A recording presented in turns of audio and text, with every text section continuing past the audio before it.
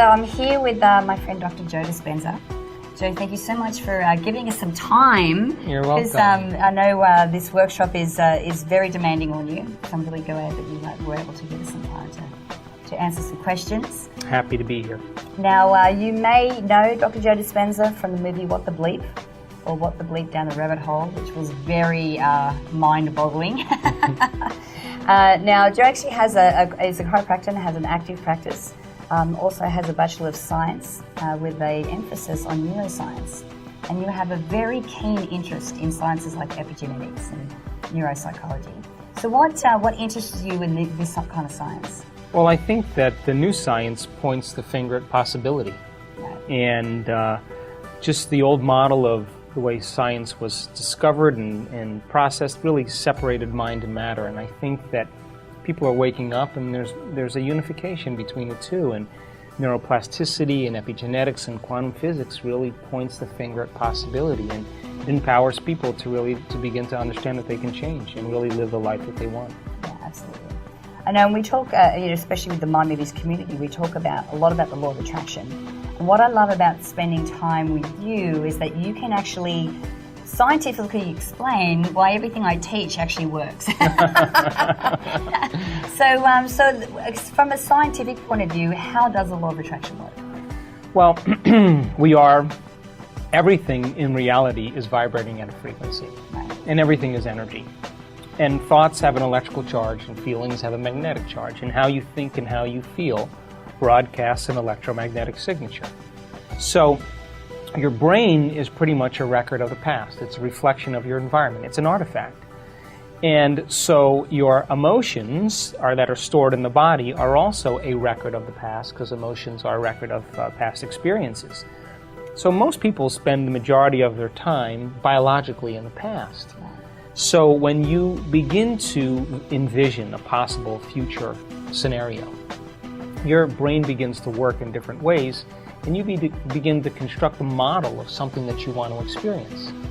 And as you begin to create this vision, the brain begins to freeze that picture inside, and that's called an intention. Intention is basically getting clear on what you want. Yeah.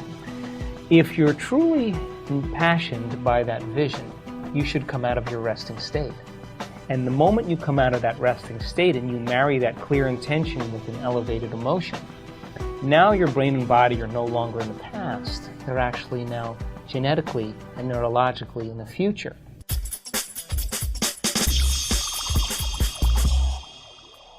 So, when you're driving down the road in your car and you hear a song that comes on the radio, and when that song comes on the radio, it reminds you of a time in your life where you were 16 years old and you had a boyfriend, or you were 22 years old and you were in college and you were out with your friends. That's called an associative memory. The song then activates a set of circuits in your brain to remember the past.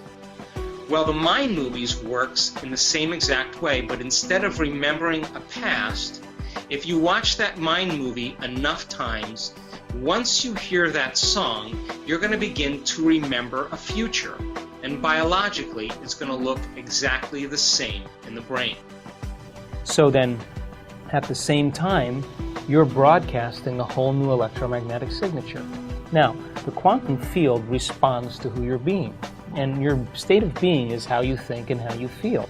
Thoughts are the language of the brain, and feelings are the language of the body. So we broadcast different states of being on a moment-to-moment basis. It takes the marriage of a clear intention and an elevated emotion that begins to change everything from energy to neurology to chemistry to genes to body. Right. So it starts with that vision. I mean, the vision that we create in our mind is the blueprint of our destiny. There is a process of unlearning that requires a little bit of awareness and managing your inner states. So you have to maintain that modified state of mind and body, and that's the art. Okay. So I also hear you talk about emotions as well. So how important is emotions in this whole process?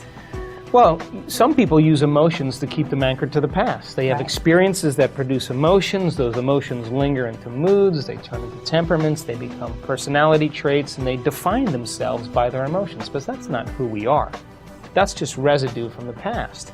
So then, if you can't think greater than how you feel, or feelings become the means of thinking, then for the most part, your body is basically living in the past, and you can't create a new future holding on to the emotions of the past. But then when you transmute those limited emotions of self-doubt or unworthiness or insecurity into an elevated emotion, now the elevated emotion is the energy that drives you to the future. So I think about intention like the compass. It's the direction, it's the sail. And then the emotion is the wind behind the sail. So the more passionate we become, the more inspired we become, the more clear we are in our vision, the more precise we are at landing at our destiny. Yeah.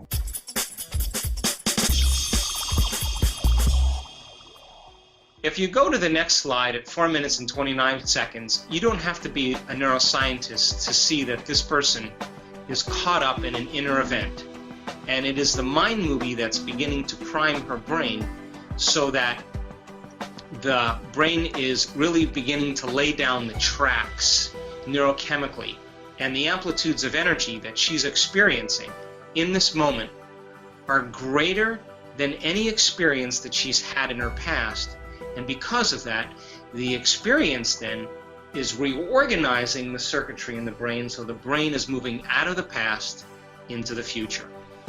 So again, at 4 minutes and 35 seconds, you can see the same patterns taking place. This is not normal. And by the way, because it's not normal, it doesn't mean that abnormal is bad. We can say that this isn't natural. We could say that this is supernatural. And we see plenty of our students, when they engage in the mind movies like this, that they're having amplitudes of energy that are very high, and we know then that their brain is really beginning to organize in new ways. I know after I saw The Secret, that was one of the things when we talk about the law of attraction that really sort of resonated for me, is that when I'm thinking about my future or visualizing my future, without the emotion, it's really ineffective. It's more like it's a wish, because you need to be feeling that emotion to be able to, to send that out into the universe or out into the quantum field, which again is one of the reasons that I think a mind movie is so powerful as well.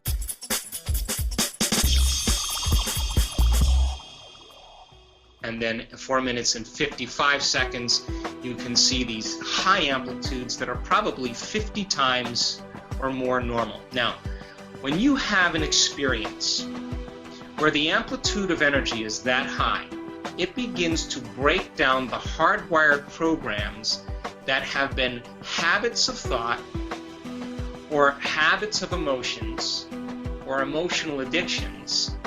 Those amplitudes of energy reorganize the hardwired circuitry, break them down, and begin to send strong emotional elevated signals to the body. So the body is beginning to embody a new chemistry, and it's being conditioned now to a new mind. And again, at 5 minutes and 5 seconds, now listen, 5 minutes and 5 seconds into a mind movie, if this is happening to you at 5 minutes and 5 seconds into your mind movie, after the song has been playing, we know then that something's about to happen in your future at some time, because now your brain and body are already in that future. So take a look at about 3/4 of the way through this strip chart, and you can see then those amplitudes are definitely not normal. And this person had a full-on IMAX experience, and she was completely in her mind movie. She was dreaming the whole entire thing, and her brain was processing a new stream of consciousness. And when you create your own mind movie, what you're doing is you're creating something that has a lot of meaning too. So the music moves you, and the pictures move you, and all of those things are to cause you to come out of your resting state. And the moment you come out of your resting state, you're giving your body a sampling of the event emotionally. And your body, as the unconscious mind, really doesn't know the difference between an actual event that creates the emotion and the emotion that you're creating by thought alone in that moment. If you're getting an intention and you're making that intention so real, and you're marrying that intention with the emotion, then it's branding the brain neurologically, and it's emotionally signaling the body. And your body literally is there. In that moment, it is beginning to record the future. And the big question is, why isn't the law of attraction working for me? And it's usually related to two things. The person cannot find the sweet spot of the present moment because they're so preoccupied with all the things they have in their life. Yeah. Or their energy's so divided with every person, everything, and that they can't really manage their energy. So if you begin to go within, you begin to call energy back to yourself, and if you're really concentrating and really paying attention, sooner or later you'll fall into the present moment, and that's where all possibilities exist. I think when people really realize that they created whatever it is, as my daughter would always say, she always says, Anna, I'm amazed that it was my mind that created it. And when you start realizing that all the things outside of you are incidental, and you realize that you're the empowered being that's doing it, I think it gets more about the process and the skill than it does really about the event. And I think that's what people really want. I think we all want to experience a certain level of wholeness. Yeah. And when you're whole and you're happy from within, then you're no longer waiting for something outside of you. So, you've seen mind movies and you've played with them before. What do you think is probably one of the most powerful parts of a mind movie?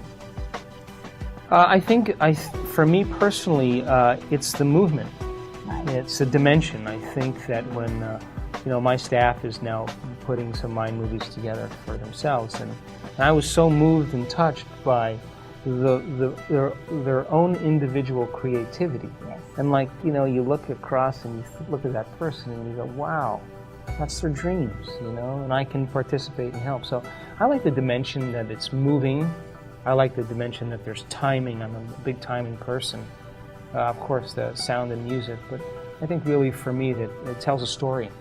And because it's sequential, and it's in a media format like that, I think you're really pretty much experiencing, your own heroism or your own heroic state. And I think that if enough of us do that enough times, I think that we become our own heroes. Absolutely.